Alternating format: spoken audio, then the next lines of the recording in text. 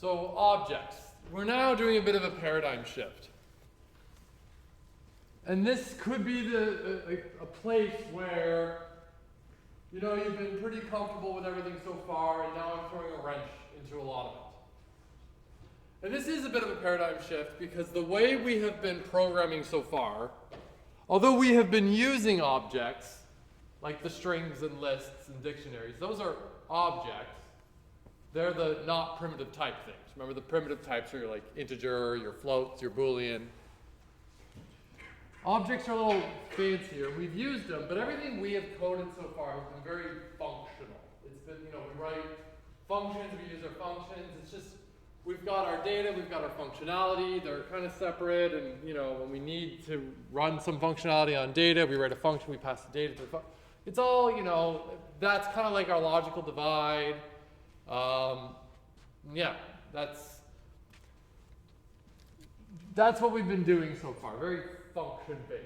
But sometimes you have situations where the data and the functionality might start to get the boundary gets a little fuzzy. And you might be thinking to yourself, like, you know, you're working on assignment 2. And in assignment 2, we're representing a city as a list that contains 3 things. So really a city, although it's a list, a city really is a triplet. It's a triple. It's got its name, its infection status, and its list of neighbors. So although it's a list, the list is just kind of containing that data. And then, of course, we have the world, where the world is just a list of cities, you know. So that, for like the city example, could be a good candidate for functions. And I'm curious if after we start to learn the introduction of did I say functions? I meant objects, pardon me. As soon as we get through this topic on objects, you might start to see how maybe what I was just talking about right now about how cities could have been better represented as an object. I don't know, maybe you don't agree with me. We'll see. But this is a paradigm shift. We're going to change the way we program by starting to define our own objects. That's a weird thing to say if you're not familiar with where we're going. So to me, probably the easiest way to learn this is by doing, which we're about to do. And the way we're going to start programming is going to be interacting objects a lot. So we have objects interacting with one another to solve our problems. Where before it's been just, you know, like our functions, which has been great, it's fantastic. But objects is a little bit of a different way we can do a similar thing. And what I've been saying right now is very hand-wavy and abstract. It's not going to make sense until probably after the next couple of topics on objects. But I'm just warning you that you might find that things feel a little different. It may be a little inconsistent with what you've learned before and how you've designed your code. So objects, they're a way to combine data and functionality together. Typically speaking, that's what you would use them for. The motivation is it really helps with encapsulation and abstraction.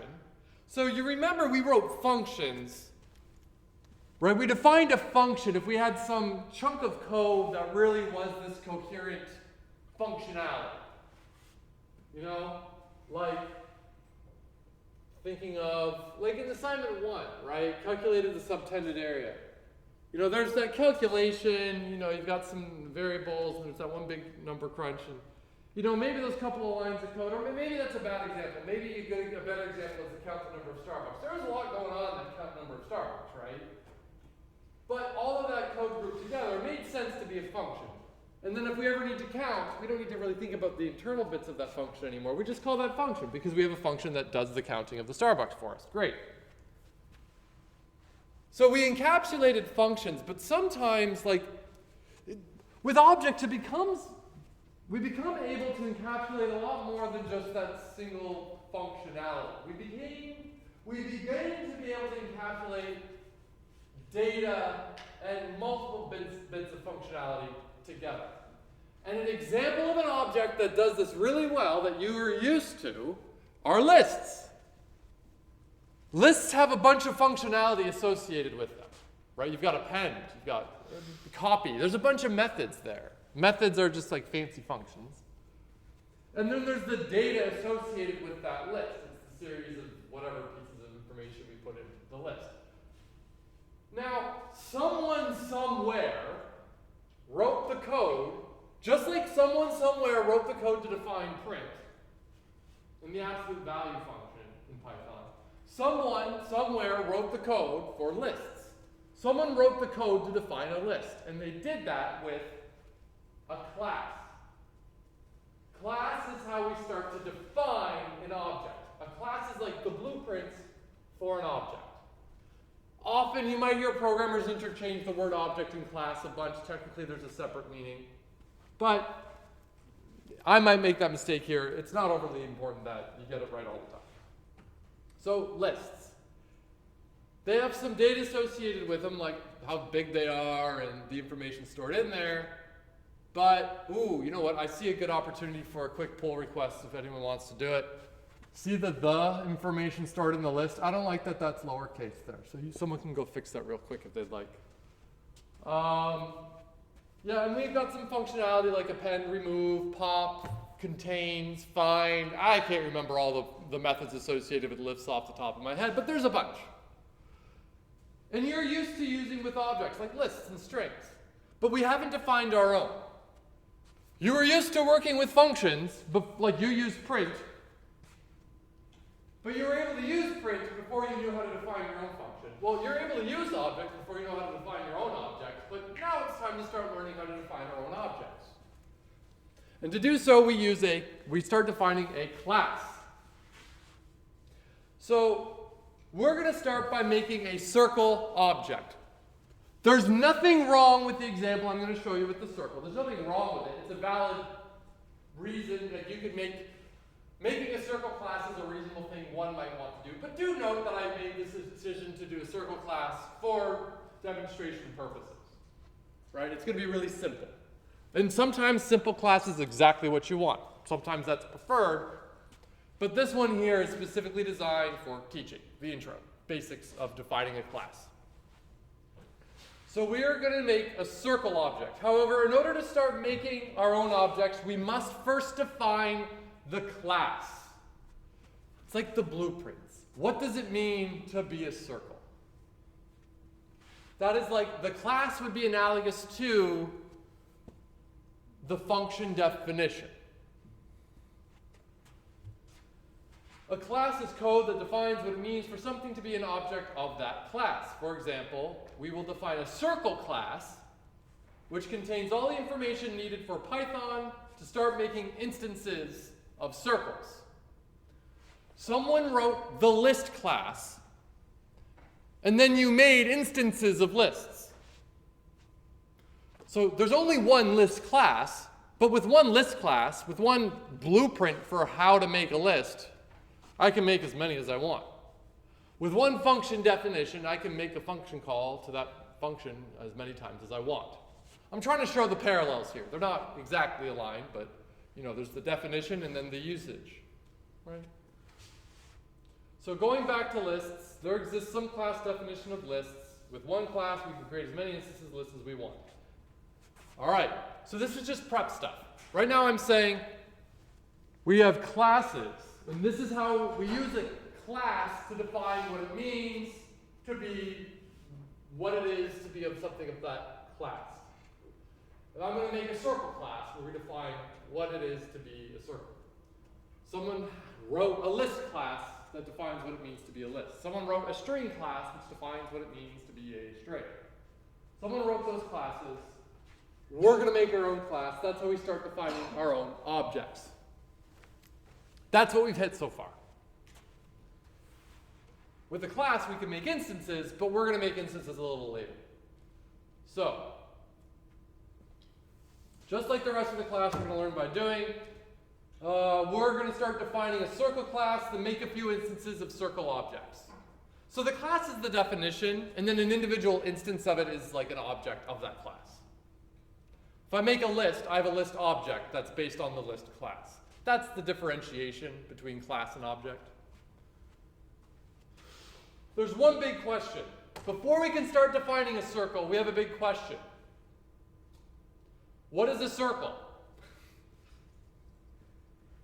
What do I need in order to define a circle?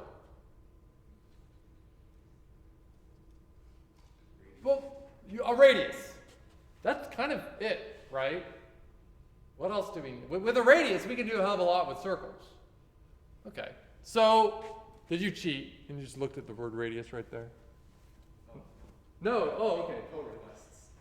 So, what's funny here is when we are writing our own classes, when we are defining what it means to be a circle, we're the ones inventing it. Now, in this case, we're making a class for a circle, and a circle is already a well-defined thing in our universe, so we're going to use that definition. But when I'm making my own class, I am God. I am the one that defines what it means to be something of this type. I get to invent it. If you want to make a class called widgets, and I ask, well, what does it mean to be a widget? You're like, whatever the hell I want it to be. You're right. As long as you code it up that way you need it to work, you're right. You get to invent it. Now here, we're going to make the circle class, but we don't have to go and invent what it means to be a circle, because we already know what a circle is. And like we heard already, the only information we really need in order to know anything, like in order to define a circle, is its radius. You might say, well, what if, no, radius is enough. Because you might say, like, well, what about diameter? Wouldn't you want diameter? But with the radius, I know what the diameter is, right? And same with area, right? If I know what the radius of the circle is, I know what the area is. Perimeter, all that stuff. So really, it just turns out with a circle, I only need the radius. But that's for this particular example. Imagine for a second, I wanted to start defining a class for like a student. All right, I'm writing up code to define what it means to be a student in my code. And I'm going to ask you, well, what does it mean to be a student? What data do I want associated with a student? What would be a reasonable thing? What piece of information might I want to include if I was defining a student class? Someone start yelling out ideas. Name. Grade. ID. Student ID, great. Email. How many classes? Or which class? Both. Great. How many classes? Which classes? Remember, we're inventing this. You can get as creative as you want. What else might I want to keep track of for a student? What school they attend? What school they attend? What else? If they've ever cheated. If they've ever cheated. I like that one. If they ever cheated. We can also keep track of hair color, because why not? We're inventing it. We get to make it up. So sure, that's great data we might want to associate with a student class, with an instance of a student. Because it's interesting, right? You can look, each of you are students, right? And raise your hand if you have a first name. Okay, well there you go. You are all students, and you all have the property or the attribute first name. But you're all independent students. Okay? As far as I'm concerned right now, you're just a bunch of objects, okay? And you all have a first name attribute. But just because you all have a first name attribute, like what's your first name? Keeler? And what's your first name? Cameron. See, you both have first names, but they're different first names. You both have the attribute first name, but the value associated with your specific attribute can be different. I could have multiple circles. All circles will have a radius, but each individual circle might have a different radius than one another. So they all have the radius, but the value associated with them can be different. And the parallel with real life here is, well, when we define a circle, all circles have a radius, whether you like it or not. And you can define the circle with the radius, but not all circles have the same radius. That's a stupid statement. It's the same thing here. All right. So what do we need for a circle? Well, for the data, we're going to keep track of its radius. And in Python, the data associated with an instance of a class is called the attribute. We call them attributes. Other programming languages have slightly different versions of it, but it's basically what that means is it's a variable associated with an instance of that class. Have you ever used lists in Python? Raise your hand. Have you ever, in your program at any point in time, had two different lists in your program? Have you ever calculated the length of a list in your program? So, both lists have a length, but they might have a different length. It has an attribute length. All right, be able to perform. And so what functionality? So the data that we need for the circle, all we're going to do is have a radius. I could have added something like color. I don't know, maybe they're colored circles. But I didn't need it. So we just have a radius, and the functionality we'll have associated with the circle will be some basic geometry calculations like area, circumference, diameter, because that's enough for all we need right now. The point of this lecture is to show you how to define a class, and the data versus functionality. And then at the end, we're going to make instances of them, and then we'll just kind of see how we operate with them and how interacting with the objects relates to the class definition. So to start writing a circle, we use the class keyword. Remember how when you start defining a function, you write def? For a class, you write class. That's it. And I'm just going to go here. I'm going to go here. I'm going to copy this. I'm going to go here. So, class, circle, colon, indent. Same old pattern. Colon, indent, it pops up everywhere. So, the above example contains the start of the class. The class circle starts the class. Anything indented within that colon, anything indented that would follow this will be a part of that class. Just like with a function. Anything indented under the def line is part of that function. Anything indented, okay, like same with like ifs, right? And there's a docstring type comment at the top of the class, which is great to have. It just describes what the hell the class is. So what does it say? A class for representing a circle based on its radius. The class provides functionality to perform basic geometry calculations, diameter, area, circumference. Great. Great. So a little comment at the top of the class describing what the hell it's for. Are there any questions so far?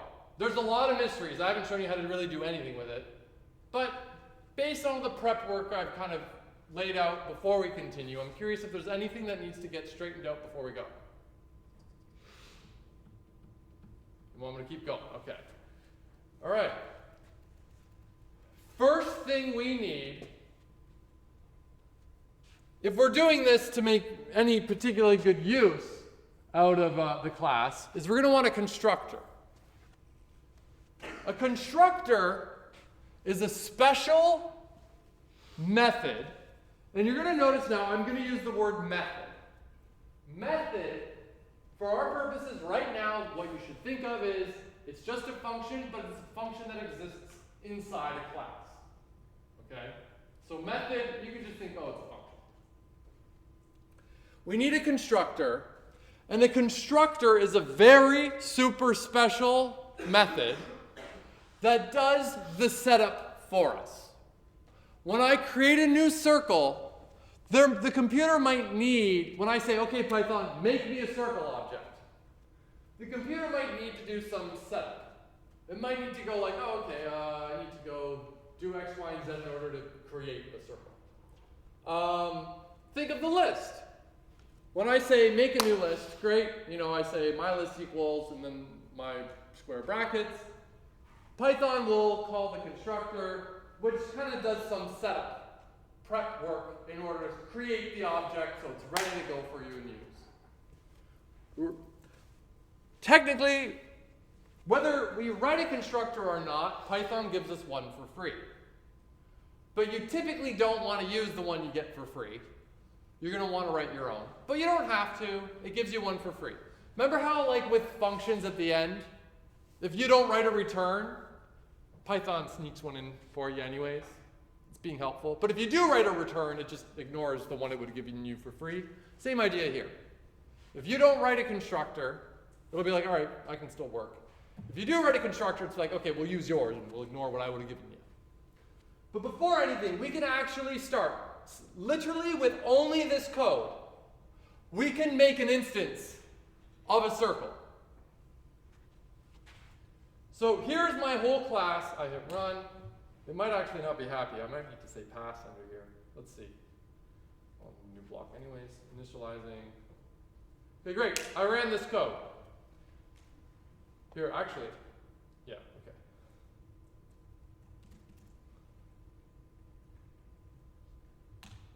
There. I just said, go make an instance of a circle. And Python knows how to make an instance of a circle because we have a class definition. There's nothing in that class definition. This is a hilariously useless object at this point. But we do have enough to start making instances. And I can prove to you that this is in fact a circle. What? Print the type of my circle. It's a circle. See? Well, it's a circle. Ignore this part for now. It's a circle. I made an object, and each object is aware of its type. It knows what it is. Python knows what the types of things are. So when I ask that object, well, what's your type? It goes, well, I'm a circle. Why? Well, because I am, by definition, a circle. That's what I'm when you made an instance of a circle, you get a circle. If I do not have this here, I'm going to restart my runtime. Restart runtime. Restarting the runtime means a moment ago I ran this first block. Now it's like I never ran that block. If I go and run this code now, it's not going to work because it's going to say circle is not defined because I never ran this block. Python is entirely unaware of this. If I hit run here, then I hit run here, well now it's like, oh, it's a circle, great. Yes? Okay, so when can you scroll up for a second? Yep. With class, and you have circle next to it, and that's what defines it as a circle. Can you put like any word in there, and then it would therefore make it whatever you decided? Like this? Yeah. Or does it have to be like circle, square, like something like? Make a thingamajig. There, we got a thingamajig. This right here is whatever the hell we want it to be. Okay. Now, actually, oh, right, we don't have a thingamajig anymore. Okay, now it's back to a circle. Does anyone notice anything perhaps peculiar about the name circle? Not the name as circle as this idea, but literally how it's written. Any observation? What do you think? The C is capitalized. The C is capitalized. And I've yelled at you a bunch so far in this class by saying never put a capital in any of your stuff. Never put it, never start your variable names with a capital. Never do that. Never start your functions with a capital letter. Don't do that. Python will let you. There's nothing saying you can't. The only thing saying you can't is every other programmer that will make fun of you for doing it because you're breaking the convention. Objects always start with a capital. That's the convention when defining an object. Now, you don't have to, just like with the other, it can be lowercase, and Python will let you do it. The only thing stopping you from doing it is the peer pressure from all the other programmers that will try to make you feel bad about yourself for breaking conventions. That's it.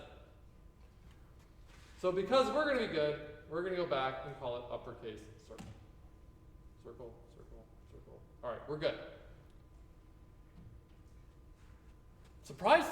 Is that what you were going to say too, the capital C? Yeah. Good job. I've tried to trick you on that one, but because it's a convention and not required. So, yeah, there. Some circle, like, it says it's a circle. It knows it's a circle. But I can't do anything with that circle yet. It's an entirely useless object. It's this thing that exists in my computer. All the zeros and ones are set that Python goes, yeah, that right there is a circle. I can't do anything with it. So I want to start to be able to do stuff with my circle. So here is the first thing we're going to add. I'm going to go back to my class definition and add this in. There.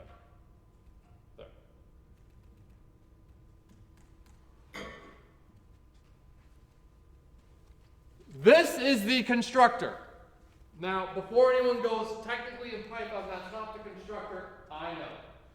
But for our purposes, we're calling this a constructor. The constructor is the super special method that does some setup. For us, for our purposes, our setup is going to be, okay, circle, you have a variable, an attribute, called radius. And you're going to start with a radius of 0. By there, when you're creating, that's the setup, all right? So this is the setup code for a circle. What's the code I need in order to really actually create my circle? Before it was useless, sure, I created my circle, but it's very meaningless in the context of what the circle is supposed to be. So now I actually have a constructor I wrote that says, okay, all right, all I need to do is just set some radius to 0. Couple things to note. That function name, that method name, is critically important. Underscore, underscore, init, underscore, underscore. And then your parentheses. Underscore, underscore, init, underscore, underscore. That is the name of the constructor. When you go to write your constructor in Python, it has to be called that. There are a handful of special methods. They're called like magic methods, I think. Sometimes they call them dunder methods. There's double underscore methods.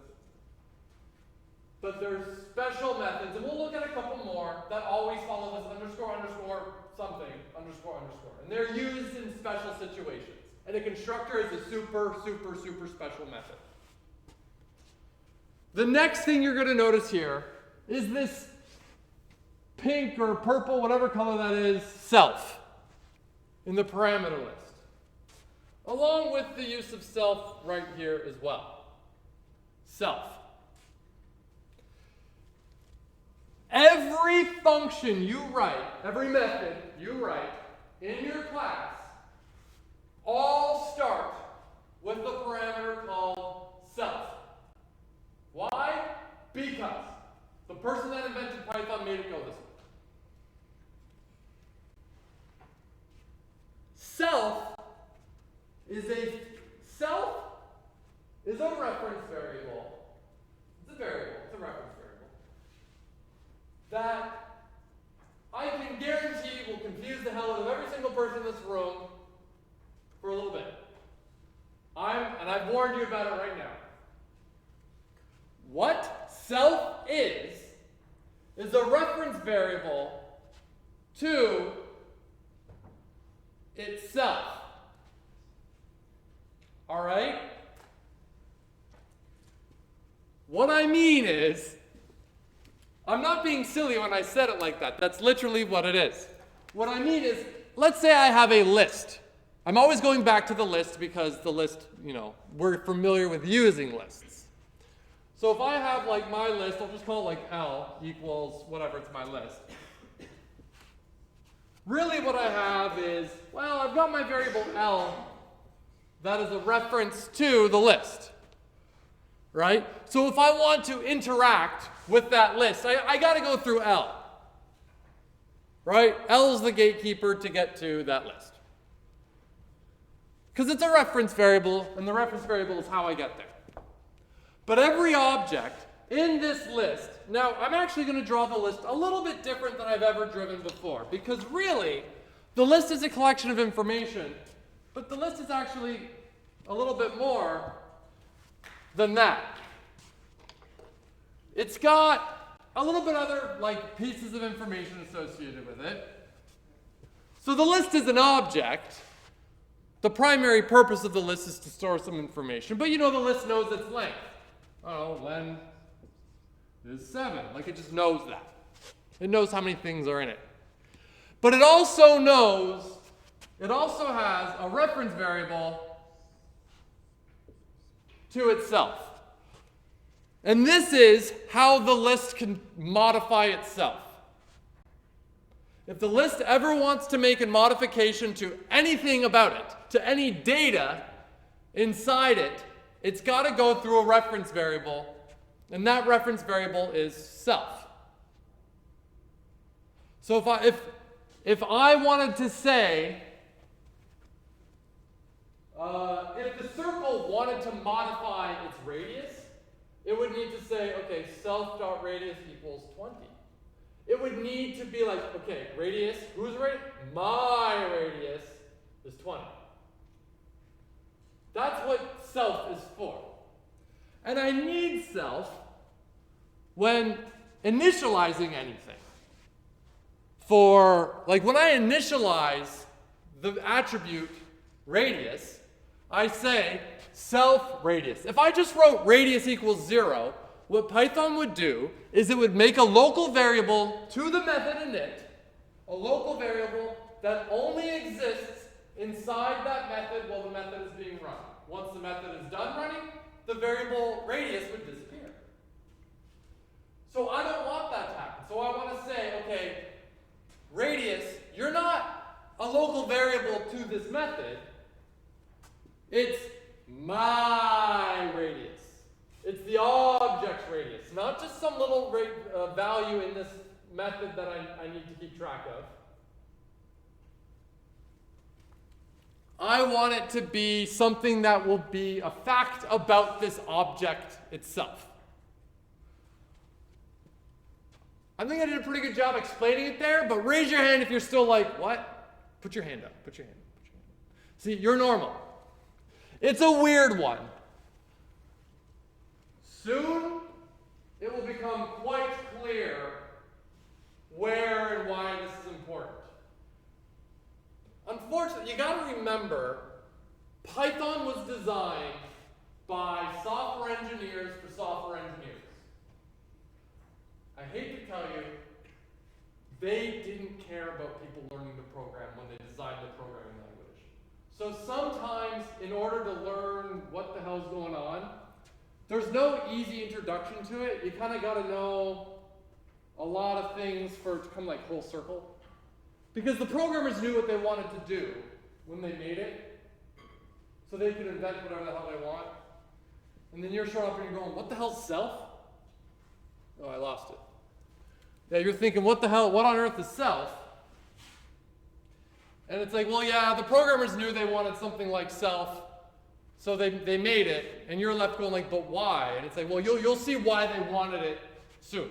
But we got to get a little bit further. So just the warning, yes? Is that so like it exists outside of init? Exactly. It's exactly it. So in other programming languages, this is done a little bit differently. And we'll see it next semester in Java. And maybe in other programming languages, it makes it so... Here, let me put it like this. It would kind of be like doing it like this, where I'm saying, okay, I'm making a variable at the scope level of the class called radius. Right? Then down here, I could be like, okay, well, radius is 0, and it would know that it's like, maybe I'll leave the self one. It's like, oh, well, it's the radius that belongs to this object, not some arbitrary variable that's been created for the purpose of this method for the time it's being run. That was a very good observation, very good way to put it. Now, in Python, you don't write this, because you don't, but it's kind of like having it defined at that level, the level above where that function was defined. Yes? Is that double underscore init, is that like a convention, or you need That is, you need this for the constructor. Good question, but this is a required thing. Whenever you write a constructor, it's always got to be called underscore underscore init underscore underscore open parenthesis self followed by any other parameters you need, close parenthesis colon indent. I'm going to warn you, the number of times, and I cannot be the only one, because in a lot of things, let me see if I go here. If I do like, okay, see, it's smart enough here. But in PyCharm, another programming environment, when you do underscore underscore in, it often, for whatever reason for me, it kept wanting to autocomplete underscore underscore int underscore underscore. So it was always spelt like this, but because it code completed, I wasn't really paying attention. And then I'm like, why are none of my constructors running? Nothing's working, nothing's working. Oh, it's because I called it int, which has an entirely different meaning. Yes? Okay, I would have intuitively put the class inside of the function, but you have like the class and then the function. You know, I have a feeling it's going to get a lot clearer why it's done this way as we keep going. Okay. So, stay tuned. Yes? So whenever you're defining a class, the function in it has to be actually in it, and there can't be just some other name? It has to be in it. Okay. You can have other functions you want to write, like the lists append. There's a method in a list class called append, but that has a more normal name like append.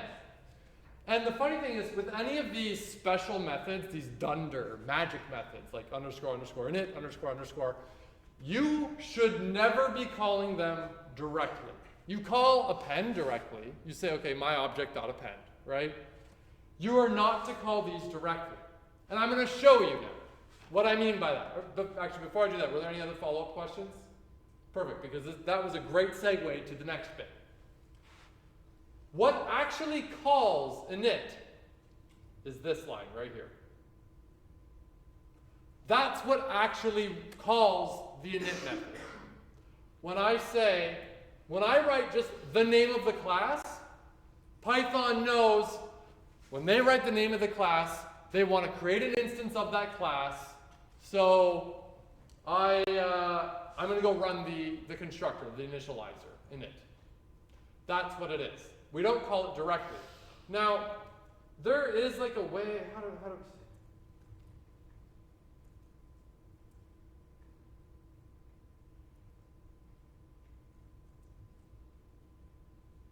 No, how do I do this? I can't remember. There are ways to call these dunder methods directly, but you're not supposed to do that at all. So this right here is how this is what calls the init. And if you're saying, well, how does Python know to do that? Because it was designed that way. Because someone said, whenever they just call the name of the class, that's what they're going to do to create an instance of the class. And when they want to create an instance, well, we initialize it. We call it the constructor. So now, when I run this, okay, and I run this, you know, my circle, I get its type, it's a circle, but now I can say print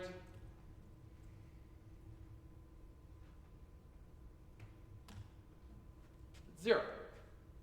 I can say, hey, circle, what's your radius? And it goes, what's 0? It knows. You can also do something like this.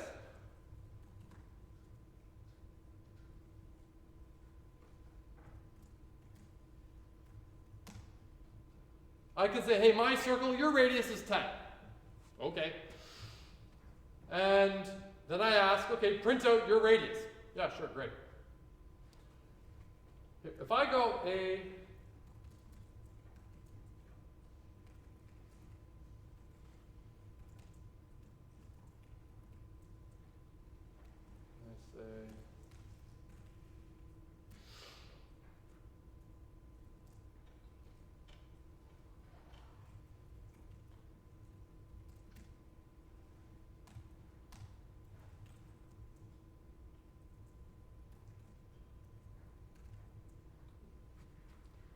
when I hit run, what do you expect to see? You've never seen code like this before, but you almost certainly know what to expect. 5 and 7.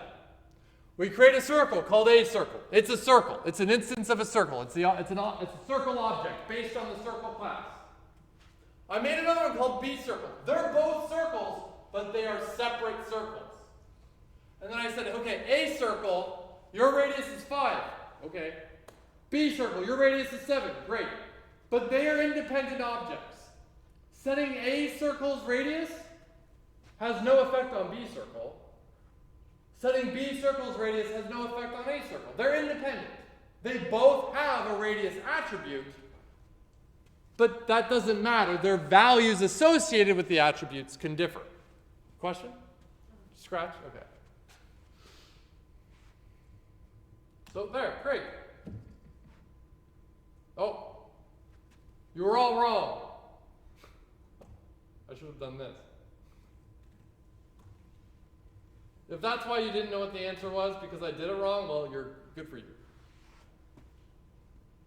Before I didn't ask what the radius was. I just said print out the circle. And it's like, okay, it's a circle object at this memory address. And this is a circle object at that memory address. See, look, they're at 2 separate addresses. Want to see something fun? Watch this. I'm going to make C circle equals A circle. Now,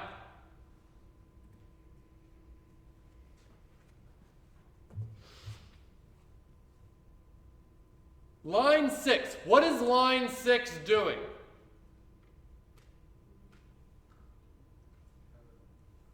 At the back. Making a copy of A circle. It's making a copy of A circle. Raise your hand if you're like, that's what's happening. Raise your hand if you're like, nope, something different. Okay, well, what, you got an update? I'm just going to correct myself. That's an alias. It's an alias. So we now have 2 references to the same circle object. So now I'm going to print out A circle and C circle. So when I said print out A circle, it says, oh, you have a circle object at that memory address. Memory address, OX means hexadecimal. It's just a number system. You have a circle at memory address FCD FC6660D0, and another circle at memory address 7FCD5C666B10. Okay? Great. You have 2 separate ones, and they're in 2 separate memory addresses. But now, what I'm now saying, print A circle and C circle, they are at the same memory address. A circle. Oh, well, that's an object, that memory address, blah, blah, blah, blah, blah, 33310. And then, oh, when I printed out C circle, oh, that's an object, that memory address, blah, blah, blah, blah, blah, 33310. Both variables printed out the same memory address, meaning it's literally the same object. Isn't that kind of cool? Like, it's actually telling you where it is. Now, remember how Python gives you a default print, or a default return at the end? Python gives you a default init. Python, for free, gives you a default string method. A string method is what happens when you print out an object like that. Print a circle, right? So I give it the reference variable a circle, and I want to print out something about that circle. By default, Python's thing just tells you what its type is, and it tells you where it is in rank. Maybe that's useful for you. Or maybe you want to write your own to give you a more descriptive visualization of what it means to be a circle. Think of the list. When you printed out my list and hit run, you didn't see something like, list object at memory address, yada, yada, yada. It printed out, square bracket information, close square bracket. Because the person that wrote the string thing to tell Python what it means, like how to generate a nice string representation of that object, they wrote it to be like that. We didn't write our string method yet. We will eventually. But the default functionality Python gives us is what type it is and where it is. Great.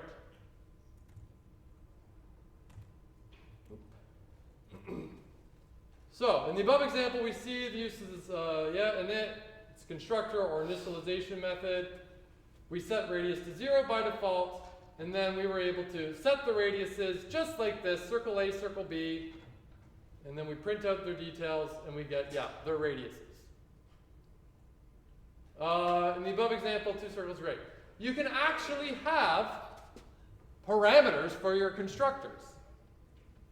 You can say, all right, so if I go back up here, it takes a parameter self. And self, whenever you call a method, you never actually provide any value for that parameter. You'll see. But I can give another one. Radius to float.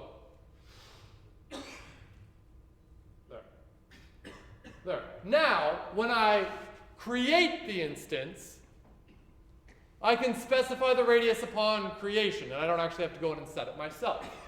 What I mean is, I'm going to make a circle have 5 and 7. No, let's make it 55 and 77. There. When I hit run,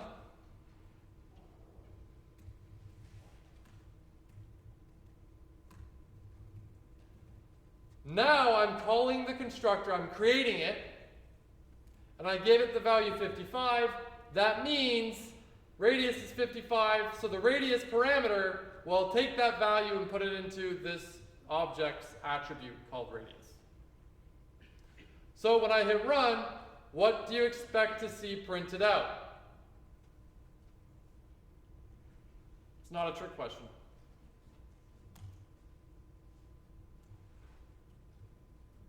When I hit run here, what do you expect to see printed out? Oh no, what did I do wrong? What's it saying? 2 were given. Did I not rerun that? There we go. So now, I specified its radius upon creation. Before, I created it and then said, hey, circle, your radius is 5. I didn't do that here. I just said, all right, circle, make a circle with radius 55. And it's like, okay, great. But you'll notice, this here, there's 2 parameters here. I only gave it 1. The rule is we just don't provide that first parameter. You just pretend it doesn't exist. It just has to be there when writing it and defining it, though. There was a question back there. I was just wondering how the parameter for the function inside the class works for the class. Works with the class. Well, remember, whenever I call circle, Python knows, okay, if they ever call the name of the class, I'm actually running this method. This is the method it's actually running. And this method takes self, but we ignore that, and a variable or a parameter called radius. So when I called circle and gave it the argument 55, it goes, well, they're really calling this, and radius was 55, and then 55 goes into self's radius. Did that answer your question? Yeah. The answer to your question is, like, if you're looking for like but intuitively, why is it done like that? The answer is because the person that designed it did it that way. This is where we're now having engineering and design decisions making us do things a certain way. Anyways, we're out of time, so we'll carry on later. Hopefully you thought that was fun.